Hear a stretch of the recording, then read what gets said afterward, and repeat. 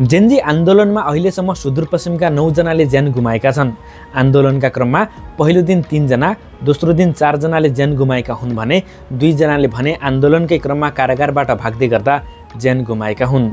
भदौ 23 गते आन्दोलनका क्रममा प्रहरीले चलाएको गोली लागेर धनगढी उपमहानगरपालिका 5 तारानगरका गौरव जोशीको निधन भएको थियो। 27 वर्षीय गौरव जोशी 3 वर्ष अघि धनगढीको ऐश्वर्या विद्या निकेतनबाट विज्ञानमा +2 सकेर काठमाडौँ गएका थिए।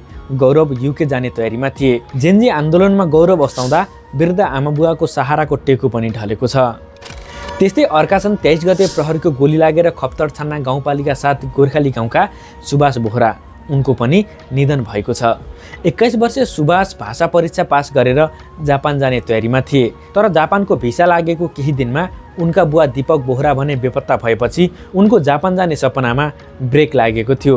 त्यसपछि भारतको बेङ्गलोरमा पुगेर फेरि आमाले जापान पठाउने ढाडस दिएपछि काठमाडौँ फर्किएका उनी संसद भवन अगाडिको गेटमा गोली लागेर निधन भएका थिए। त्यस्तै भदौ 23 गते नै आन्दोलनका क्रममा बाजुराको स्वामी कार्तिक खापर गाउँपालिका 2 सुपाना गाउँका 21 वर्षीय योजन बुढाको पनि निधन भएको थियो।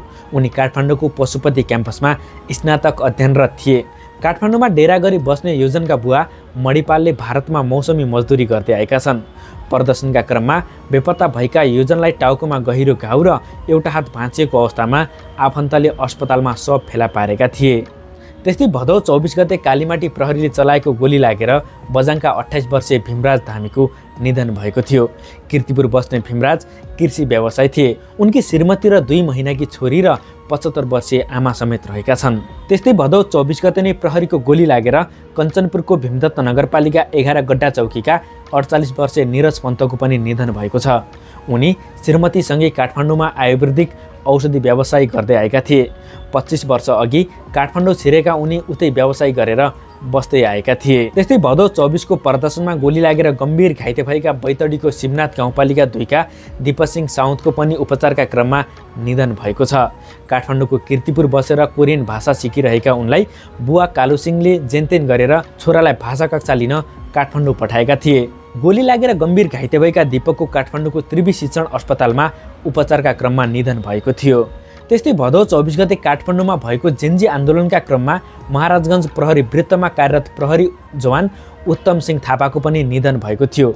दार्चुलाको लेकम गाउँपालिका 3 लाली घुमखोलीका थापालाई आन्दोलनकारीले डिएसपी भन्दै क्रूर रूपमा कुटपिट गरेर हत्या गरेका थिए। र भदौ 24 को राति बाँके स्थित बाल सुधार गृहमा रहेका बाल भिज्याइकर्ता भाग्न खोज्दा प्रहरीको गोली लागेर 5 जनाको निधन भएको थियो, जसमध्ये 2 जना सुदूरपश्चिमका रहेका थिए। गोली लागेर निधन हुनेमा अछामका 21 वर्षीय उमेश विष्ट, कैलालीका 19 वर्षीय जगत देउबा रहेका थिए। उनीहरू जबरजस्तीकरणी मुद्दामा बाल सुधार गृहमा रहेका थिए। सम्पूर्ण मृतकप्रति हार्दिक श्रद्धाञ्जली।